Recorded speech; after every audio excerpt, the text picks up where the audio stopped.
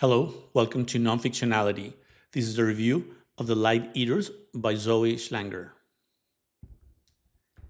Have you ever been in your garden and wondered how do plants perceive the world or if they have a life of their own that you don't know about? In The Light Eaters, Zoe Schlanger, a science writer for The Atlantic, brings together the latest science to answer these and many other fascinating questions about the world of plants. Each chapter focuses on a particular sense or behavior. There's one, for example, about sound, in which we learn how some plants are able to perceive the sound vibrations of a predator, like a caterpillar chewing their leaves, and trigger a defense mechanism in response. The opposite is also true. There are some primroses that are able to change their chemical composition within 3 minutes of perceiving the sound vibrations of honeybees flying around or nearby. There's even a more fascinating chapter about vision. We learned that the chameleon vine, a parasitic plant from Chile, is able to change its color and shape to mimic its host plant. And it doesn't do this through multiple generations of evolution. Is that the actual plant within its lifetime it's able to change its color and shape to resemble the host plant, which of course makes you wonder, is the chameleon vine actually seeing the host plant? Like these chapters, we found very interesting chapters about how plants are able to store memories, how they communicate with each other and with animals, how they can have personalities and social lives. And there's even two or three chapters that are dedicated to whether plants could be considered to be intelligent or conscious. And here's where the book turns a bit controversial.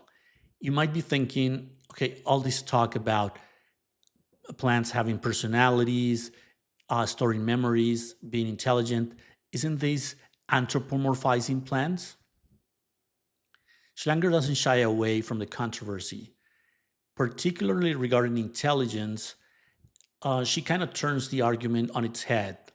If we define intelligence as human intelligence, then of course plants don't have intelligence.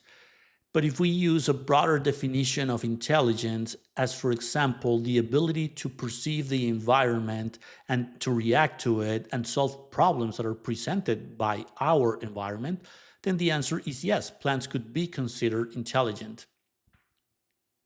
The argument is much more difficult to make about consciousness. And perhaps my main criticism of the book is that it doesn't do a good job differentiating between intelligence and consciousness. If we define consciousness as being self aware or being able to differentiate ourselves from others, then plants, of course, in my view, are not conscious. But Schlanger kind of merges the two arguments together and doesn't really um, go into the subtle differences between intelligence and consciousness when dealing with this issue.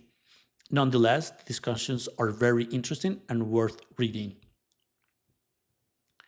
This is a 260-page book, so it's a short book. It's aimed at the lay reader.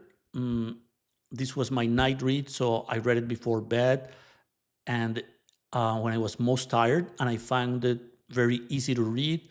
I think I read it under 10 hours, and I didn't have to make any effort to understand any of the chapters. If you love plants, I think you're going to love this book. And even if you, like me, are not interested, are not particularly interested in plants, I think you'll enjoy also the reading because it will introduce you to a whole new world that you probably didn't know about. There's one thing that I didn't like about the book. Schlanger uses her research journey and many experiences and anecdotes as the common thread through the book. As a nonfiction reader, I usually don't like when writers do that, but Schlanger doesn't do it to the point of the book becoming boring. And actually, most of the anecdotes are very entertaining. But I wish she could have given more space to the science and less to the anecdotes or experiences. But nonetheless, this is a minor issue and is by no means a reason not to read the book. So I highly recommend it again if you love plants, and even if you're just a nonfiction reader, I think you'll also enjoy it a lot. I included some additional information about the book in the description. That's it. I hope you enjoyed this review and I hope you enjoy the book. See you soon. Thank you for watching.